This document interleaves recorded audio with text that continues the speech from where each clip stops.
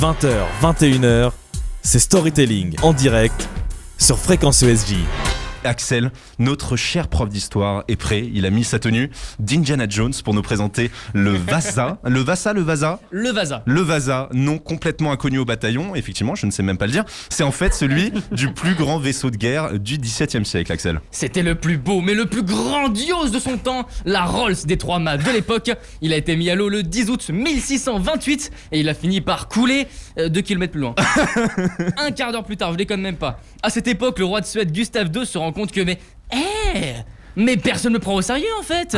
Et à cette époque, l'Europe est déchirée par les guerres entre les grandes nations que sont la France, l'Angleterre, l'Espagne, mais la Suède, rien à carrer. Du coup, pour compenser, Gustave II met au point une flotte de bateaux imposante et pour mener tout ça, il commande un vaisseau amiral gigantesque, le Vasa. 69 mètres de long, 58 canons, 437 hommes d'équipage, un foutu mastodonte des mers.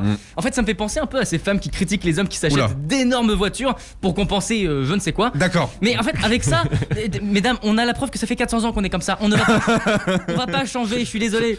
Bref, on papote, mais là, la date pour rendre le navire approche. Alors vite, on accélère. Ouais, effectivement, la pression est énorme pour terminer rapidement le bateau, tellement rapidement qu'on a préféré ne pas trop écouter ceux qui disent que le chantier est impossible. Eh ben oui, le roi veut son joujou, il l'aura. Si bien que le jour fatidique, ce 10 août 1628 arrive, le Vasa est mis à l'eau au port de Stockholm, ses voiles se gonflent, le roi est tout content.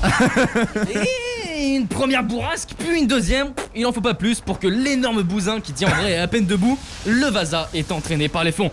Le roi aurait alors pas mal engueulé son capitaine. Ah bah c'est bien Nils, super, génial. Je te remercie. Il est foutu, c'est pas grave, hein. Oh, t'es vraiment un sale petit con, hein. Ah merci Nils. Du coup le Vasa coule après seulement 15 minutes de trajet et alors qu'il n'est en fait qu'à 120 mètres des côtes, c'est un petit peu ridicule. C'est un petit peu ridicule, le Vasa est mort, vive le Vasa. Oui, car s'il a coulé, on sait donc très bien où il se trouve. Et en 1961, plus de 300 ans plus tard, le Vasa est repêché. On n'avait pas trop les moyens techniques de faire ça au XVIIe siècle. Ouais, j'imagine, ouais. Alors on le récupère, on entrepose l'épave au bord de l'eau, on construit autour 4 petits murs tout choupis, mais même un petit toit au-dessus de sa tête pour le protéger de la pluie. Le tout pendant qu'on le retape style Pimp My Ride. C'est pas comme s'il avait passé genre 400 ans dans la flotte. Ah mais on va le retaper comme neuf, vous inquiétez pas. Et ce navire entre 4 murs, aujourd'hui, c'est carrément devenu un musée. Ah ouais. Mais ouais, c'est pas souvent que je vous présente un inconnu au bataillon que vous pouvez visiter.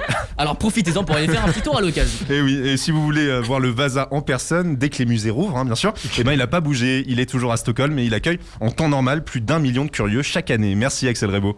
20h, 21h, c'est Storytelling en direct sur Fréquence ESJ.